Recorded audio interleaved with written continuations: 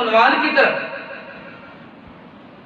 کہ اللہ تعالیٰ نے اس کائنات کو بنایا، اس کائنات کو سجایا، لیکن اللہ تعالیٰ کی توجہ کا مرکز محمد تھا۔ اللہ تعالیٰ کی توجہ کا مرکز محمد تھا، اور 1,24,000 انبیاء آئے اور ان کی توجہ کا مرکز بھی محمد تھا۔ آج میں نے اس بات کو ثابت کرنا ہے کہ اللہ کی تمام نبیوں کی توجہ کا مرکز کون تھا؟ پوری خلقت کی توجہ کا مرکز، اس سے آگے بڑھوں، پوری خلقت کی توجہ کا مرکز محمد تھا۔ دیکھیے، جس وقت اللہ رب العزت نے حضرت آدم علیہ السلام کو پیدا کرنے کا ارادہ کیا، اور اس وقت فرشتے چلا اٹھے، چیخ اٹھے۔ فرشتوں نے اللہ رب العزت کو سے کیا التجا کی؟ فرشتوں نے کہا، یا اللہ، ہم آپ کی عبادت کرتے ہیں، دن رات آپ کی عبادت کرتے ہیں، آپ تو اپنا نیب، اپنا خلیفہ اس شخص کو بنانے لگے ہیں جو دنیا میں جا کر دنگا کرے گا، فساد کرے گا، قتل و غارت کرے گا۔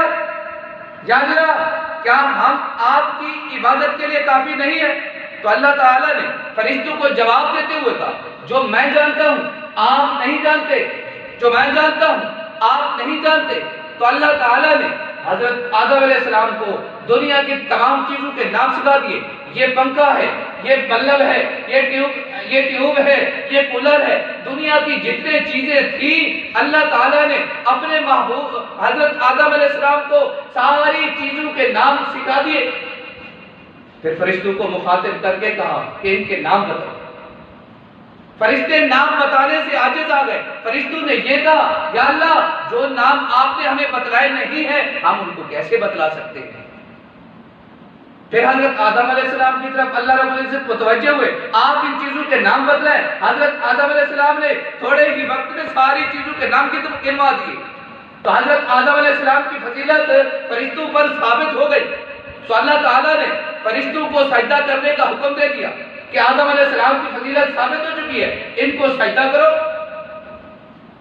فرشتوں نے سجدہ کیا، لیکن جو فرشتوں کا سردار جس کا نام عزازیل تھا، جو بعد میں ابلیس بنا، اس نے سجدہ کرنے سے انکار کر دیا۔ اس نے سجدہ کرنے سے انکار کر دیا۔ میں اس بات کی طرف آ رہا ہوں، پوری خلقت کی توجہ کا مرکز محمد تھا۔ یہ بات مجھے تمہید کے طور پر کرنا پڑ رہی ہے۔ تو میرے دوستو، کیا ابلیس نے سجدہ کرنے سے انکار کر دیا؟ ادھر آدم علیہ السلام کو پیدا کیا۔ پہلا نبی، پہلا پیغمبر ہمارا کون ہے؟ حضرت آدم علیہ السلام ہے۔ حضرت آدم علیہ السلام کو اللہ کی طرف سے حکم ہوا کہ آپ نے فلاں درخت سے نہیں کھانا، فلاں درخت سے نہیں کھانا، لیکن آدم نے درخت کا پھل کھا لیا۔ ابلیس نے سجدے کا انکار کر دیا۔ یہ بات سمجھ میں نہیں آتی، یہ بات سمجھ میں نہیں آتی۔ ایک سب سے بڑا عبادت گزار ہے، ایک نبی ہے، پیغمبر ہے، اللہ کا نیب ہے، اللہ کا خلیفہ ہے، کہ ایک نے سجدے کا انکار کر دیا، دوسرے نے اللہ نے درخت سے روکا، جس درخت سے روکا اس نے درخت کا پھل کھا لیا۔ یہ بات میں نے کہا سمجھ میں نہیں آتی۔ میں یہ کہتا ہوں اپنے انداز کے اندر، میں یہ کہتا ہوں کہ حضرت آدم علیہ السلام کا دنیا میں آنا طے تھا، اور شیطان ابلیس کا بھی آنا دنیا میں طے تھا۔ اللہ تعالیٰ نے حضرت آدم علیہ السلام نے بظاہر درخت کا پھل کھا لیا۔ میرے دوستو یاد رکھنا، اگر حضرت آدم علیہ السلام درخت کا پھل نہ کھاتے تو پوری زندگی جنت کے اندر رہ جاتے، پوری زندگی جنت کے اندر رہ جاتے۔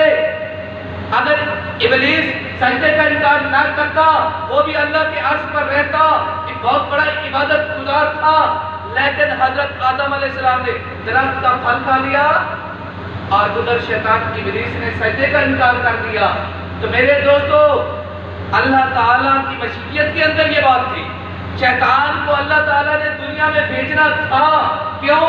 اللہ تعالیٰ نے اس خلقت کو، اس مخلوق کو، اپنی مخلوق کو آزمانا تھا کہ یہ شیطان کی مانتا ہے یا رحمان کی مانتا ہے۔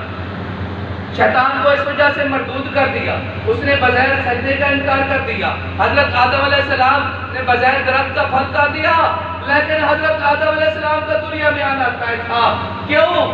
اللہ نے اس کائنات کو بنانا تھا کیونکہ محمد عربی نے آنا تھا۔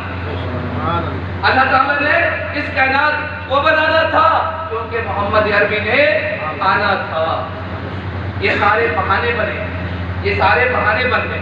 تو میرے دوستو یاد رکھنا کہ اللہ تعالیٰ نے انبیاء کو پیدا کیا لیکن توجہ کا مرکز محمد تھا۔ اللہ نے اپنے عرش کو پیدا کیا لیکن توجہ کا مرکز محمد تھا۔ اللہ تعالیٰ نے زمین کو پیدا کیا لیکن اللہ کی توجہ کا مرکز محمد تھا۔ اللہ نے آسمان کو پیدا کیا لیکن توجہ کا مرکز کیا تھا؟ محمد تھا۔ اللہ نے اس پوری کائنات کو بنایا لیکن توجہ کا مرکز محمد تھا۔ اللہ تعالیٰ نے انس و جن کو پیدا کیا لیکن توجہ کا مرکز محمد تھا۔ اللہ نے ساری کائنات کی ساری چیزوں کو بنایا لیکن توجہ کا مرکز محمد تھا۔ تو میرے دوست 1,24,000 انبیاء ہیں اور وہ ایک خاص علاقے کے نبی ہیں۔ ان کی نبوت، ان کی رسالت محدود تھی۔ وہ ایک علاقے کے اندر نبی بن کر آئے، وہ کسی ایک بستی کے اندر نبی بن کر آئے، یا وہ ایک کسی شہر کے اندر نبی بن کر آئے، یا وہ کسی ایک خاص قوم کے اندر نبی بن کر آئے۔ ان کی نبوت بھی کیا تھی؟ ایک محدود تھی، اور ان کی شریعت بھی محدود تھی۔ لیکن جہاں تک ہمارے آقا کی باری آتی ہے، ہمارے نبی کی نبوت بلا محدود ہے اور ان کی شریعت بھی لامحدود ہے۔ وہ کیسے کہ باقی انبیاء آئے، جب دنیا سے وہ ایک نبی آتا تھا اور وہ دنیا سے جاتا تھا تو اس کی شریعت بھی منسوخ ہو جاتی، دوسرا نبی آتا تھا اور وہ نئی شریعت لے کر آتا تھا لیکن پہلی شریعت منسوخ ہوتی تھی۔ لیکن ہمارے نبی کی شریعت بھی باقی ہے اور اس کی نبوت بھی قیامت تک باقی ہے۔ تو میرے دوست ہمارے نبی عرش کے بھی نبی ہے، فرش کے بھی نبی ہے، حجر کے بھی نبی ہے، شجر کے بھی نبی ہے، حیوانات کے بھی نبی ہے، جمادات کے بھی نبی ہے، سمندر کے بھی نبی ہے، دریاؤں کے بھی نبی ہے، میدانوں کے بھی نبی ہے، اولین کے نبی ہے، آخرین کے بھی نبی ہے، شمال اور جنوب کے نبی ہے، مشرق اور مغرب کے بھی نبی ہے، پوری کائنات کے نبی ہے، پوری خلقت کے نبی ہے، انس اور جن کے بھی نبی ہے، فرشتوں کے بھی نبی ہے، نبیوں کے بھی نبی ہے۔ پھر میں کیوں نہ کہوں کہ اللہ تعالیٰ نے اس پوری خلقت کو پیدا کیا لیکن توجہ کا مرکز محمد تھا۔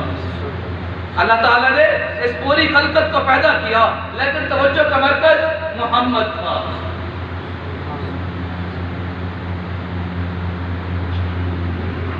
جب اللہ رب العزت نے اس کائنات کو بنانے کا، انبیاء کو بھیجنے کا ارادہ کیا،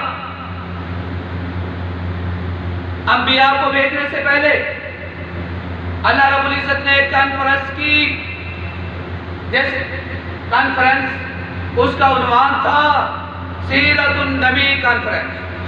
اس کا عنوان کیا تھا؟ سیرت النبی کانفرنس۔